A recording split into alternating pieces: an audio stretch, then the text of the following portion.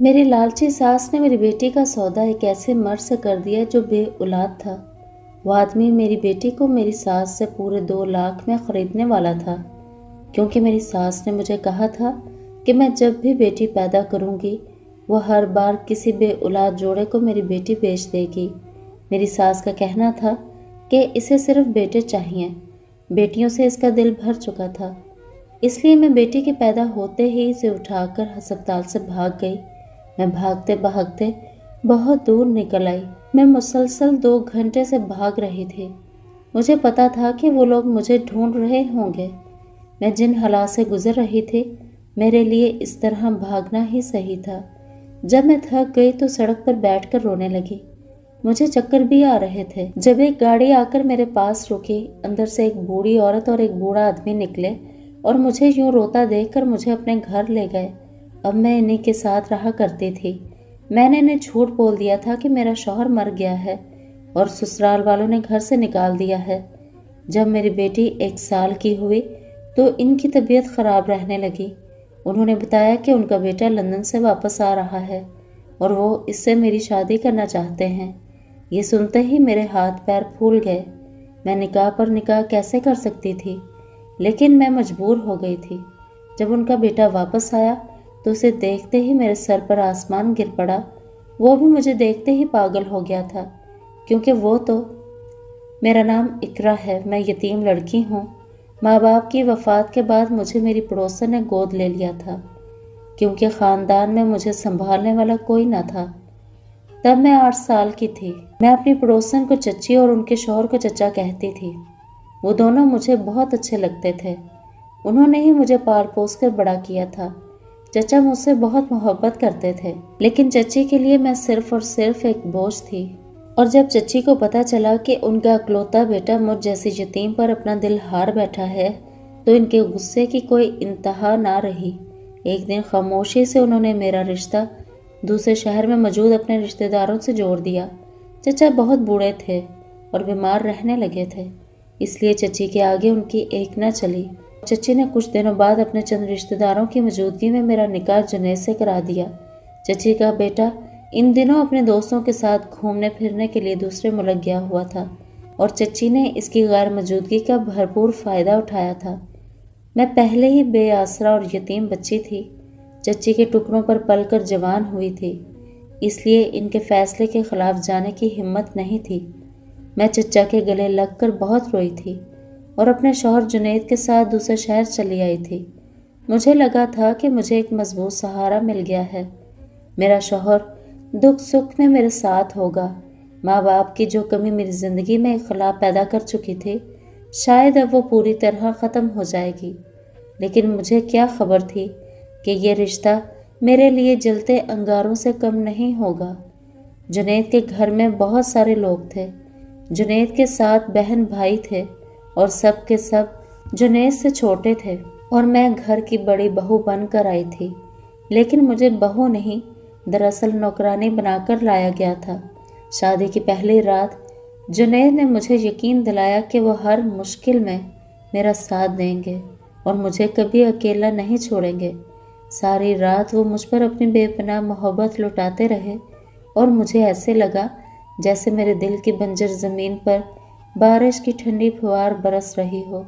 लेकिन ये खुशी मुझे ज़्यादा वक्त के लिए मुयस्सर नहीं आई थी। हर बार की तरह इस बार भी मैं खाली हाथ ही रह गई थी। खुशियाँ एक दफ़ा फिर मुझसे रूठ गई थीं और आजमाइशों ने मेरे मुकद्दर में अपनी जगह बना ली थी।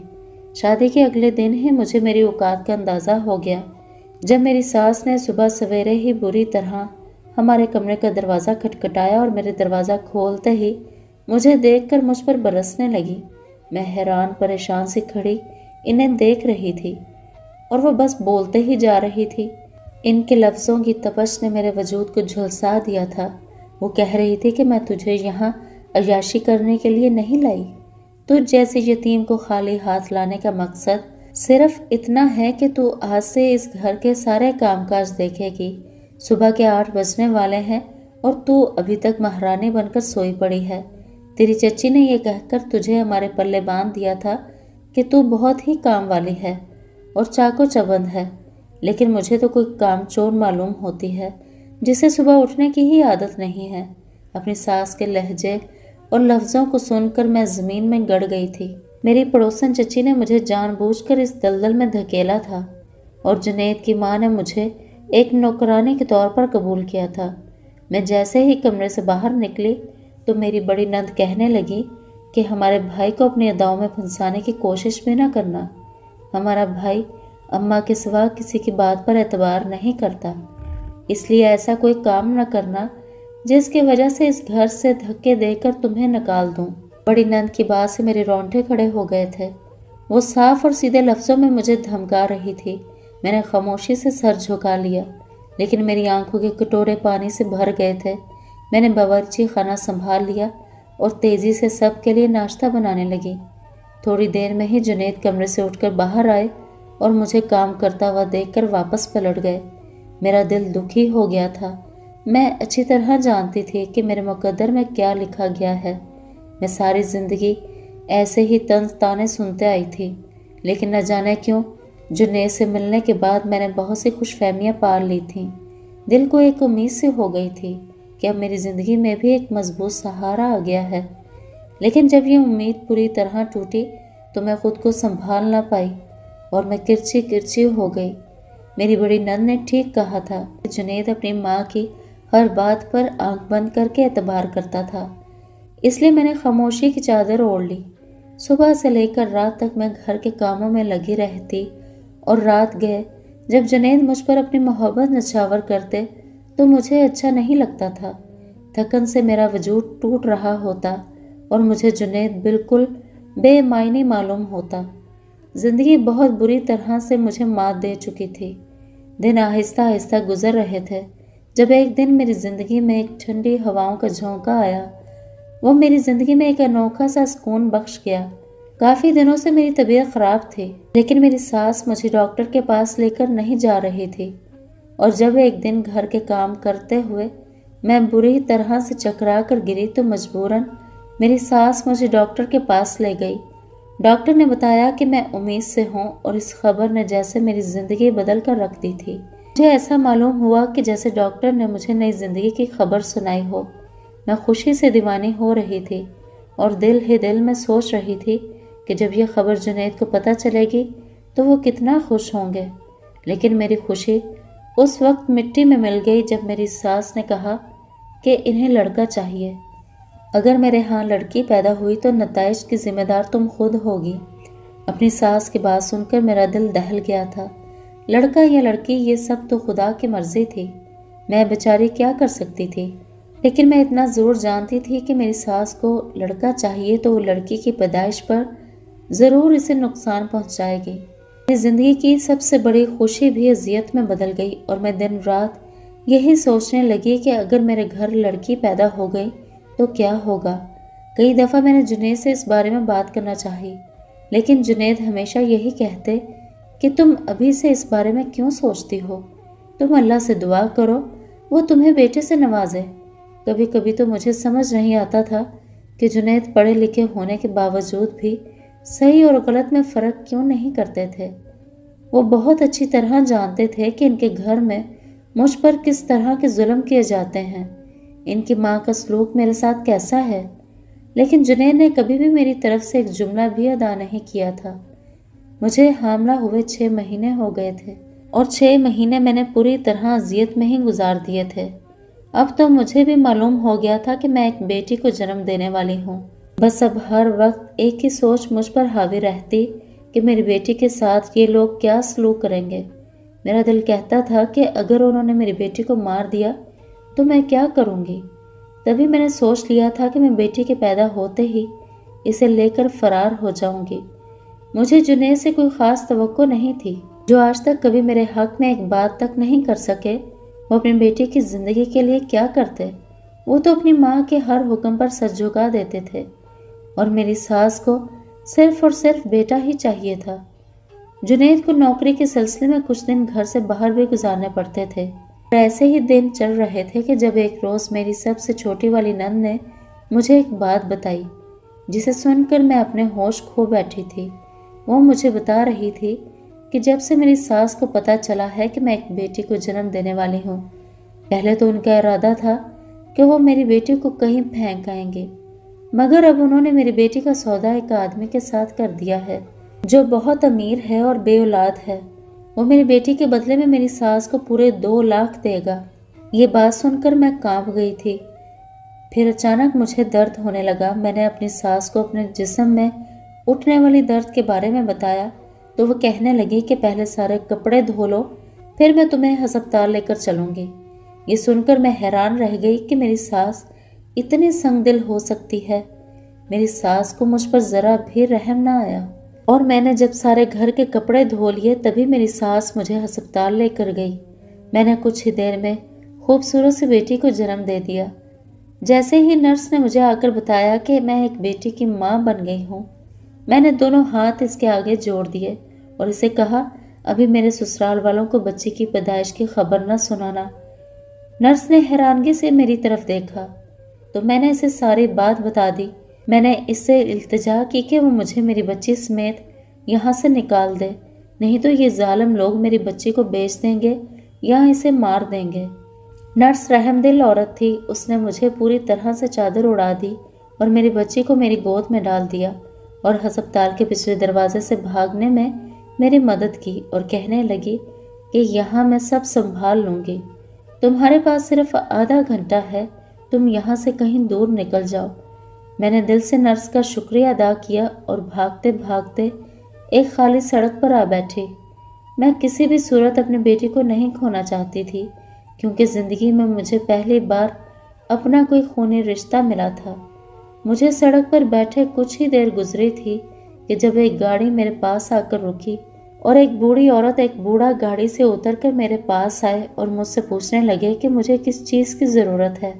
मैंने उनसे कहा कि मुझे एक छत चाहिए जिसके नीचे मैं इज्जत से अपनी बेटी के साथ ज़िंदगी गुजार सकूं। मैं अपने नाजुक सी बेटी को सीने से लगाए रो रही थी। उनको मुझ पर रहम आ गया। मेरी हालत ऐसी नहीं थी कि वो लोग मुझसे ज़्यादा सवाल करते, इसलिए मुझे कोई दिक्कत नहीं हुई।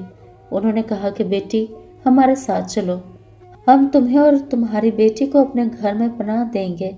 मेरे लिए वो लोग बिल्कुल अनजान थे, लेकिन मैं सड़क पर कितनी देर बैठ सकती थी, इसलिए मैंने इनका कहा मान लिया और उनकी गाड़ी में बैठ गई। यूं भी जिंदगी ने मुझे इतने जख्म दिए थे कि अब मैं पत्थर की हो गई थी। वो मुझे सहारा देकर अपने घर ले गए। वो दोनों यानी कि बूढ़ा और बूढ़ी एक आलीशान बंगले में रहा करते थे। मुलाजमों की कोई कमी ना थी। मुझे और मेरी बच्ची को भी रहने के लिए कमरा दिया गया और इन दोनों ने मुझसे कहा कि तुम हमें अम्मा अब्बा कहकर पुकार सकती हो, क्योंकि हम दोनों यहाँ अकेले रहते हैं और औलाद के लिए तरसते रहते हैं। हमारा एक ही बेटा है जो बाहर के मुल्क में रहता है और कभी कभी लौट कर आता है। इन दोनों ने मेरी बेटी का नाम लाइबा रख दिया और मैं इन दोनों के घर में सुकून से ज़िंदगी गुजारने लगी। मैंने इन्हें बताया कि मेरे शौहर का इंतकाल हो गया है और मेरे ससुराल वाले अच्छे लोग नहीं हैं और वह मेरी बेटी को मुझसे दूर करना चाहते थे, इसलिए मैं इसे लेकर वहाँ से भाग गई। मैंने इन्हें ये नहीं बताया कि मेरा शौहर जिंदा है, क्योंकि मेरे लिए जुनैद का जिंदा होना बिल्कुल बेमायनी था। मैंने अम्मा अब्बा कहकर पुकारती। उन्होंने मेरी बेटी को अपनी गोद में खिलाया और इस कदर प्यार दिया कि मैं हैरान रह गई। मेरी प्यारी सी बेटी लाइबा बहुत ही खुश नसीब थी, जिसे ऐसे लोगों की मोहब्बत नसीब हुई थी। वक्त तेज़ी से गुजरता जा रहा था और मेरी बेटी साल भर की होने वाली थी जब वो दोनों बुजुर्ग बहुत ही शदीद बीमार हो गए और बिस्तर से लग गए। एक दिन अब्बा मेरा हाथ पकड़कर कहने लगे, बेटी तुम मुझे बहुत अजीज हो। मैंने तुम्हें अपनी सखी बेटी की तरह इस घर में जगह दी है। मैं नहीं चाहता कि हमारे मरने के बाद तुम एक दफ़ा फिर से बेआसरा हो जाओ। लाइबा को तो मैंने अपनी गोद में खिलाया है और मैं कभी इसे तकलीफ़ में देखने का सोच भी नहीं सकता। इसलिए मैंने और तुम्हारी अम्मा ने एक फ़ैसला किया है। चूँकि हम दोनों की बीमारी का सुनकर हमारा बेटा वापस आ रहा है और हम इससे तुम्हारा निकाह करवा देंगे और यूँ तुम हमेशा इज्जत से हमारी चार दीवारी में ज़िंदगी गुजार सकोगी। इनकी बात से मेरे रोंगटे खड़े हो गए। ये कैसे मुमकिन हो सकता था कि मैं निकाह के ऊपर निकाह करती और मेरा जुनैद का ताल्लुक आज भी कायम था। मेरी आंखों से आंसू बहने लगे थे। یہ جو لوگ میری زندگی میں کسی رحمت کی طرح شامل ہوئے تھے اور میں انہیں کھونے کے بارے میں سوچ بھی نہیں سکتی تھی، وہ دونوں کہنے لگے کہ بیٹا، میرے بیٹے سے نکاح کر کے تمہاری زندگی اچھی ہو جائے گی اور تمہیں کبھی کوئی تکلیف نہیں ہوگی۔ ان کی امید بھری نظریں مجھ پر ٹکی ہوئی تھیں۔ میں ان لوگوں کا مان نہیں توڑنا چاہتی تھی، اس لیے خاموش ہو گئی اور انہیں یہ بھی نہ بتا سکی کہ میں ایک بیوہ عورت نہیں ہوں، بلکہ میرا شوہر زندہ ہے۔ ان کے بیٹے کے آنے میں 2 دن باقی تھے اور میری خاموشی نے جیسے انہیں زندگی دے دی۔ وہ لوگ اس طرح نکاح کی تیاریاں کر رہے تھے کہ میں حیران رہ گئی تھی۔ میرے لیے ایک پل گزارنا مشکل تھا۔ میں نے سوچ لیا تھا کہ کسی نہ کسی طرح میں ان کے بیٹے کو اپنی شادی کے بارے میں بتا دوں گی تاکہ مجھے یہ گناہ نہ کرنا پڑے۔ آج صبح گھر میں خوب رونق تھی۔ آج اماں ابا کا بیٹا واپس آ رہا تھا اور وہ دونوں بہت خوش تھے۔ میں ان کے پاس ہی بیٹھی تھی اور لائبہ ہمارے درمیان کھیل رہی تھی کہ اسی وقت گاڑی کی آواز آئی تو اماں کہنے لگی کہ لگتا ہے میرا بیٹا آ گیا ہے۔ ان کے چہرے پر آنے والی خوشی بہت ہی انمول تھی۔ جیسے ہی ان کا بیٹا کمرے کا دروازہ کھول کر اندر آیا تو اسے دیکھ کر میرے پیروں تلے سے زمین نکل گئی۔ وہ بھی مجھے دیکھ کر بھاگتا ہوا میری طرف آیا۔ میں نے جلدی سے آگے بڑھ کر لائبہ کو اپنی گود میں پکڑ لیا اور خوف سے پیچھے ہٹنے لگی۔ میں سوچ بھی نہیں سکتی تھی کہ مجھے یہاں اس شخص کا سامنا کرنا پڑ سکتا تھا، لیکن اگلے ہی لمحے یہ سوچ کر میری جان نکل گئی، اماں ابا نے تو کہا تھا کہ ان کا بیٹا لندن سے آ رہا ہے، مگر یہ تو میرا شوہر جنید تھا۔ میں نے لائبہ کو چھپانے کی کوشش کی تو وہ میرے قریب چلا آیا اور کہنے لگا کہ اقرا تم کہاں چلی گئی تھی؟ میں نے تمہیں کہاں کہاں نہیں تلاش کیا۔ میں آنکھیں پھاڑ کر اسے دیکھ رہی تھی اور اس کی ساری توجہ میری طرف تھی۔ ہم دونوں بھول چکے تھے کہ کمرے میں اس وقت اماں ابا بھی موجود ہیں۔ میں نے روتے ہوئے جنید سے کہا کہ پیچھے ہٹ جاؤ، میری بیٹی کو ہاتھ بھی مت لگانا ورنہ میں تمہاری جان لے لوں گی۔ میرا تم سے کوئی واسطہ نہیں ہے، میں اپنا ماضی پیچھے چھوڑ کر چلی آئی ہوں اور یہ بیٹی صرف اور صرف میری ہے۔ جنید کی آنکھوں سے آنسو بہہ رہے تھے اور وہ کہہ رہا تھا کہ اس نے مجھے ہر جگہ ڈھونڈا ہے لیکن میں اسے کہیں نہ ملی۔ وہ میری جدائی میں تڑپ گیا تھا۔ وہ یہ کہہ رہا تھا کہ اسے بیٹی کی پیدائش پر کوئی افسوس نہیں تھا، بلکہ جب اسے پتا چلا کہ اس کے گھر بیٹی پیدا ہوئی ہے تو وہ بہت ہی زیادہ خوش تھا۔ لیکن اس وقت میں نے جنید کے ہوش اڑا دیے تھے جب میں ہسپتال سے بیٹی لے کر فرار ہو گئی تھی اور اس کے گھر والوں نے اسے کہا تھا کہ میرا کوئی عاشق مجھے ہسپتال سے بھگا کر لے گیا ہے۔ جنید اپنی بیٹی مجھ سے مانگ رہا تھا مگر میں لائبہ کو اس کی گود میں دینے سے ہچکچا رہی تھی۔ میں کیسے مان لیتی کہ جس شخص نے شادی کے 1 سال تک میرے حق میں آواز تک نہ اٹھائی ہو اور اپنی ماں کے ظلم کے خلاف ایک لفظ بھی نہ کہا، وہ میری بیٹی کے لیے اپنے دل میں محبت رکھتا ہوگا، جبکہ اس کی ماں کو مجھ سے صرف اور صرف بیٹا چاہیے تھا۔ اماں اور ابا حیرت سے جنید سے پوچھ رہے تھے کہ یہ کیا ماجرا ہے۔ وہ دونوں تو بالکل بے خبر تھے۔ ان کی نظر میں ایک بیوہ تھی اور میں بھی یہ جاننا چاہتی تھی کہ جنید اماں ابا کا بیٹا کیسے ہو گیا۔ اماں نے مجھے ہاتھ پکڑ کر اپنے پاس بٹھا لیا تھا اور ابا نے لائبہ کو اپنی گود میں لے لیا تھا۔ اس کے بعد ایک ایک کر کے ساری گرہیں کھلتی چلی گئیں۔ اصل میں جنید اماں اور ابا کا بیٹا تھا جسے ان کے چچا نے گود لیا تھا۔ ان کی کوئی اولاد نہ تھی جبکہ اماں ابا کا جنید سے بڑا بھی ایک بیٹا موجود تھا، اس لیے انہوں نے خوشی سے جنید کو ان کے چچا کے گود میں ڈال دیا۔ جنید کو گود لیے ابھی 2 سال ہی گزرے تھے کہ چچی نے خوشخبری سنا دی تھی کہ وہ بھی ماں بننے والی ہیں، اور پھر دیکھتے ہی دیکھتے چچا کا گھر بچوں سے بھر گیا۔ جنید کے سوتیلے بہن بھائی بھی اس دنیا میں آ گئے تھے، مگر چچا نے جنید کو واپس نہیں کیا تھا۔ ان کا کہنا تھا کہ جنید ہی ان کا بڑا بیٹا ہے۔ جنید کبھی کبھی اپنے سگے ماں باپ سے ملنے کے لیے چلا آتا تھا۔ پھر ایک حادثے میں جنید کے بڑے بھائی کا انتقال ہو گیا تو جنید کے سگے والد نے اپنے بھائی سے کہا کہ وہ جنید کو واپس لینا چاہتا ہے کیونکہ اب تو چچا کے گھر بچوں کی کوئی کمی نہ تھی۔ لیکن چچے کی نیت ابا کے پیسوں پر تھی اور وہ جنید کے ذریعے بآسانی ان پیسوں کا تقاضا کر سکتی تھی۔ اسی طرح چچی نے جنید کو پوری طرح اپنے قابو میں کر لیا تھا اور اسے کبھی بھی پلٹ کر واپس نہیں آنے دیا۔ کبھی کبھار ملنے کے لیے آتا اور ابا سے پیسے لے کر واپس چلا جاتا۔ چچی اسے ہمیشہ ایموشنل بلیک میل کرتی تھی اور خودکشی کی دھمکی دیتی تھی۔ چچی سے بہت محبت کرتا تھا، اس لیے ان کی ہر بات خوشی سے مان لیا کرتا تھا۔ کچھ سال پہلے چچی اماں ابا کے پاس آئی اور ان سے کہا کہ جنید کو پڑھنے کے لیے باہر کے ملک بھیجنا چاہتی ہے اور اس کے لیے انہیں خطیر رقم کی ضرورت ہے۔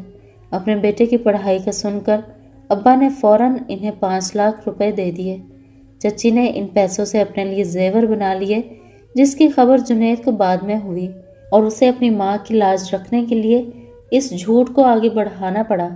اماں ابا اب تک یہ سمجھتے تھے کہ ان کا بیٹا باہر ملک میں پڑھ رہا ہے، لیکن جنید یہاں ایک معمولی سی نوکری کر رہا تھا اور پھر گھر کے کام زیادہ ہونے کی وجہ سے چچی نے ایک نوکرانی رکھنے کی بجائے جنید کی شادی مجھ سے کرنا مناسب سمجھی تاکہ انہیں مفت میں ایک ملازمہ مل جائے، اور مجھ سے بیٹا پیدا کروا کر وہ جنید کو مزید اپنے قابو میں کرنا چاہتی تھی۔ جنید ان کے لیے ایک سونے کی چڑیا تھی جس کے ذریعے سے وہ وقتاً فوقتاً پیسے حاصل کر رہی تھی۔ جنید اب بھی چچی کے گھر سے آ رہا تھا اور اسے چچی کی عزت کی خاطر مزید یہ جھوٹ برقرار رکھنا تھا، لیکن میری یہاں موجودگی پر وہ اپنے جذبات پر قابو نہ رکھ پایا اور سارا سچ کھل کر سامنے آ گیا۔ جنید کہہ رہا تھا کہ جب میں بچی کو لے کر وہاں سے بھاگ گئی تو اسے احساس ہوا کہ وہ میرے ساتھ کتنا ظلم کر چکا ہے۔ اس نے میرے ساتھ 1 سال کا عرصہ گزارا تھا اور اسے 1 سال میں مجھ سے شدید محبت ہو گئی تھی۔ اس نے تو اپنی اولاد کی شکل بھی نہیں دیکھی تھی۔ جنید کو اپنی غلطیوں کا احساس ہے اور وہ اپنے گھر والوں کے سلوک پر شرمندہ تھا۔ اماں ابا کی آنکھوں میں بھی آنسو آ گئے تھے۔